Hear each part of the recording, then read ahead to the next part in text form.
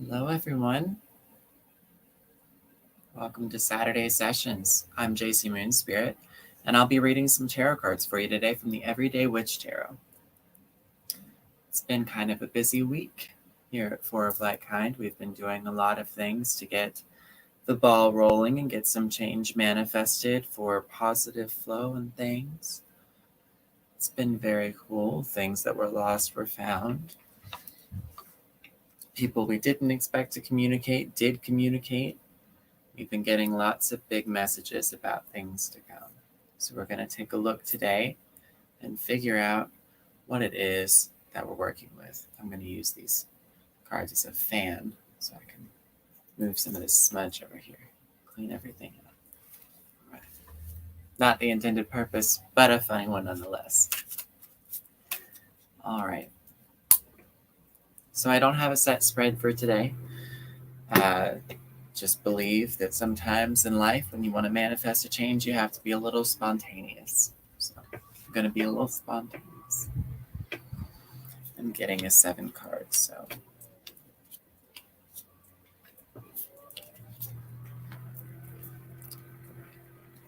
Let's have a look here.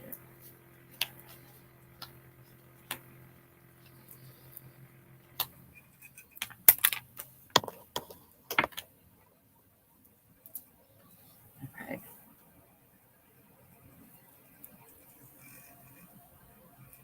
So we have some pretty interesting messages that are coming through from the Everyday Witch Tarot today. The first card that we see in the reading is the Tower. Tower represents massive upheaval, big energy shifts that we may not necessarily be prepared for, and it challenges our perceptions as well as our ability to adapt. So this is kind of the cosmic curveball, if you will. It's also an invitation to accept a change you may be resisting in your life. So if you feel like you're just kind of going home from work and sitting on your phone for hours, or if you're going home from work and maybe just vegging out in front of the TV, when there's an idea for a creative endeavor that you've been playing around with for a few days, maybe something that you can try is just accepting that the change isn't going to hurt you and that you can actually just apply the energy you would normally have used to veg to flow into whatever that creative project was. I actually met somebody today who said that she's been getting up at sunrise every morning and she's been cleaning her house before she comes in to work at 9:30. So I thought that was very interesting because to me, I like to wake up in the morning, have a cup of coffee, say some prayers and intentions, and I focus more on the spiritual relationship I'm building in the morning. And then as we get closer to like after breakfast, you could say, I usually start doing my cleaning at that point. And then in the lunch, usually everything's kind of cleaned up for a little bit before we move on to preparing for dinner and running errands and things like that. So it was interesting to see that other flow, and it made me perceive something differently about the way I use my time. I don't have to have set periods to accomplish certain tasks anymore. Sure, I have, a 9 to 5 day job, but outside of that, I have a lot more creative ability with my time. I can decide how long I'm going to invest things. And I think that that's something that with COVID, we all kind of had to relearn, was that our commitments don't have to be as involved as we thought they did, because we were able to take that step back, be in our own space for a little bit, and decide what we felt more balanced within that environment. And so when I'm at home, that's kind of the mindset I'm having. So apply it if you like, but we are moving on to the Ace of Swords. The Ace of Swords is that new perspective. This is a new way to think about something. This is a new project. This could also be a lesson. So I like to go into new endeavors, not with the expectation, but with the understanding that I'm going to learn something new in this process. I'm going to understand something, even if it's just about myself, more deeply. So while we have the flight and the mind going on in the symbols of the Ace of Swords card here, we move from there into the Ace of Wands. This is why I think the creative endeavors is the emphasis of this reading. It's because the Ace of Wands represents a new idea that we want to create. So this is the dream you want to make into a reality, the design that keeps popping up in your head you finally put down to paper. This is the first step that you take in making a decision. This is just the decision part, but this is the part that a lot of people choke out on in the creative endeavors part is, I've made this beautiful plan. I think it's going to work out beautifully as long as somebody other than me does it, because I just can't do that.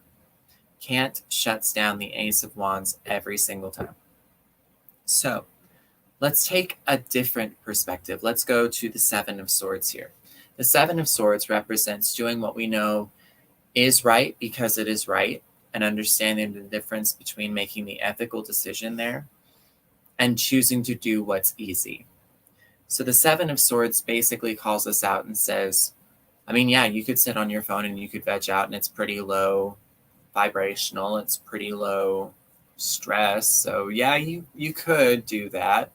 But if your goal was to lose weight, sitting around on the couch isn't how you're going to do it.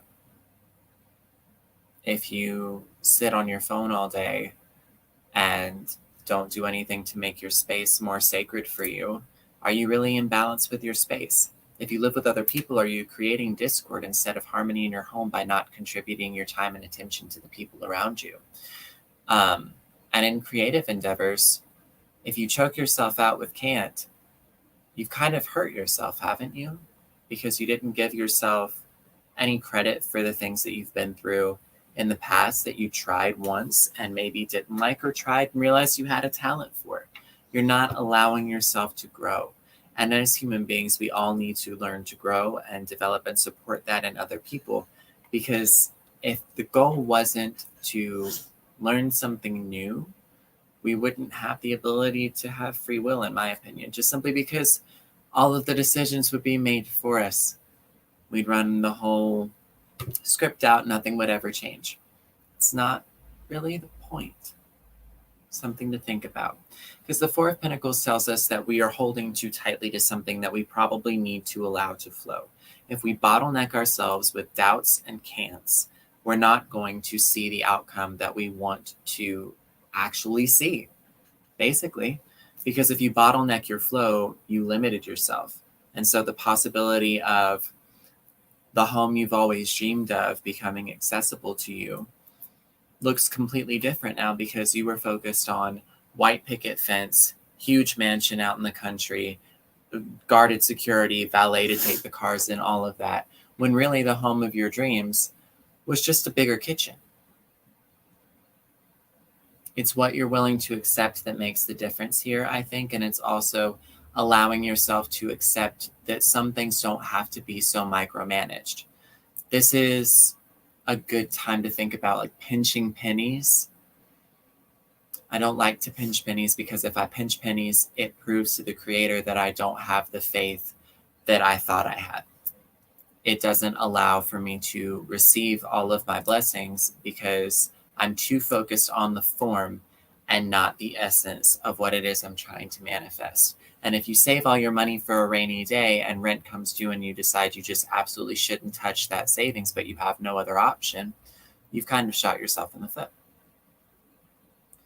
We can do this as well with our emotions, with our attention, and with our time. Sometimes we're spending a little bit too much time in an environment, or even just on our own, that doesn't really serve us, because at our core, I think we still want to be social beings to a certain degree. And by shutting yourself down, you could also be potentially shutting somebody else down. It's kind of like going to the job interview, making yourself accessible, and then showing up on the first day and doing a decent job and being part of the team, or going through the interview process and then not showing up on the first day and not really making as much of a difference, because I'm comfortable being at home, you know? The Two of Cups tells us we need to trust our intuition. It also says that we need to let go of these lies and illusions and expectations that we've put out there for ourselves, because we don't want to project that anymore. I personally work on this a lot, because as an energy healer, I want the people who come to see me to get off the table and feel 100% better. The reality of the work that I do says that that's not always possible, because sometimes getting Reiki and energy healings and things like that, which are absolutely necessary in certain situations, will cause you to feel more like you've had a detox happen, like you just flushed all your lymph and you're feeling a little less than pure, basically. It's kind of like going and getting a massage and getting up off the table and being a little bit sore because that trigger point kind of hurt to have that released. And it's just kind of started to make things circulate a little bit faster. But basically what I'm saying is that when you release the expectation, the healing that needs to take place takes place in its own time, in its own way, and it's correct for the person who's offering the healing or the situation that offers the healing and the recipient itself. It also allows us to enter into new relationships, whether that's in business, friendships, romantic relationships, even a different kind of parenting style with our children than we may be used to. We have to release these expectations so that we're no longer held back by things like doubt and can'ts. And then we also can see things for what they really are without our projections. This person doesn't have to come into a relationship with me to fix me because nothing about me is broken. This person doesn't have to come into a relationship with me to make me complete because I'm a complete and whole being on my own. They just have to bring something that contributes to my balance, my happiness in a way that's not taking away from me. I love to give love to everybody, but that doesn't mean that I'm going to go out and project that every person I give love to is automatically going to pay one of my bills. Sometimes it happens, sometimes it doesn't, and that's life. That's how it's supposed to be. So we trust our intuitions, we follow the synchronicities, and we take the opportunities that are given to us because the alternative's not as much fun. We finish out the reading on judgment. Judgment is what happens when you get what you prayed for.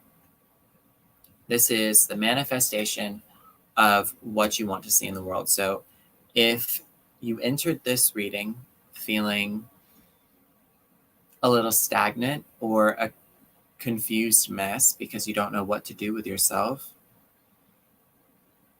accept that there was a point in your life where you actually manifested for yourself the reality you're living right now. What I mean by that is that when we were kids, at least here in America, we were often asked what we wanted to be when we grew up. And we did these activities in class sometimes, like, where do you see yourself in 5 years? Where do you see yourself in 10 years?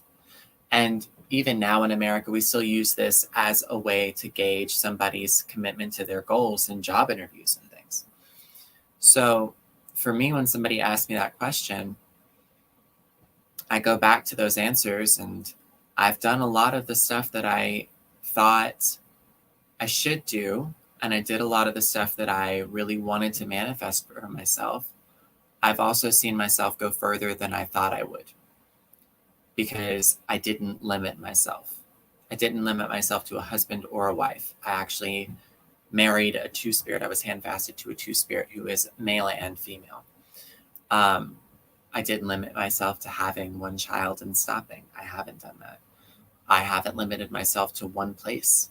I haven't limited myself to one activity or one job even. I'm a writer, a teacher, a healer. I also wait tables sometimes. So it's all about your perspective. If you can look at yourself and say that you're proud of yourself today, do so. If you can look at yourself and say, we're still a work in progress, but we're doing all right, that's even better.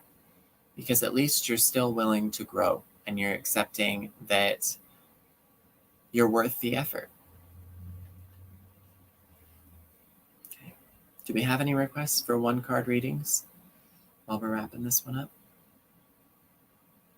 Can't see any of the comments. All right. I'd also say that judgment has a lot to do with following your own passions and your own dreams, going after your own ideas and your own goals. And that ties back into the Ace of Wands and the Ace of Swords. In some ways, it might also tie back into the Seven of Swords if you look at it right.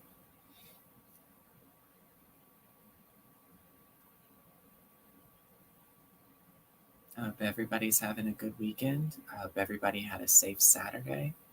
and that maybe you learned something new about yourself today. I'm always trying to learn something new about myself. I think it's fun. It distracts from the ego mind trying to tell me that I'm working too hard or I have to find something that's wrong with me to work on. Because while we could all be our own pet projects, if I'm learning something new about the way I think, I've kind of worked on myself, but the perspective is different. Suddenly, I'm not a broken cabinet door, just a cool curtain sometimes goes over the door.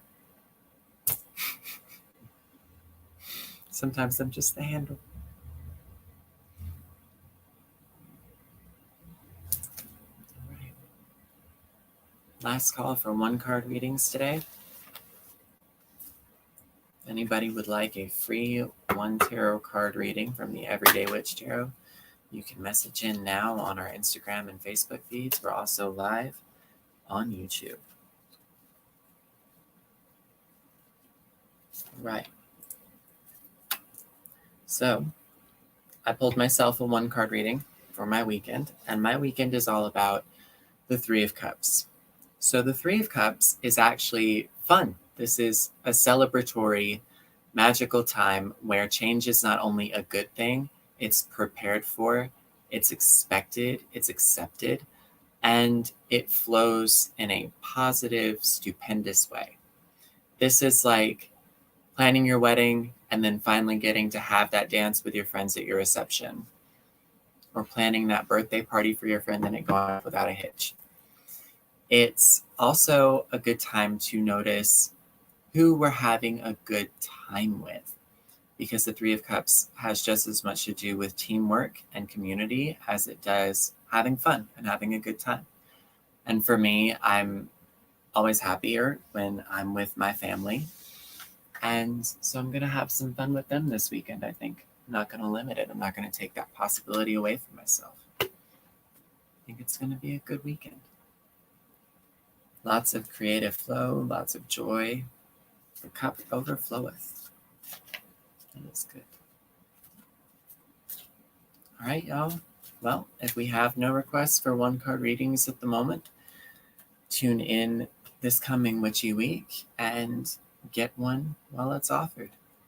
Be on the lookout for Self-Care Saturday content and even more stuff coming out for your weekend wellness. Don't forget to practice good self-care, and if you need some help getting started on that journey for yourself, you can reach out to us at 4 of Like Kind. Our consultants would love to chat with you and find a service for you that meets your needs. Peace and blessings, everyone.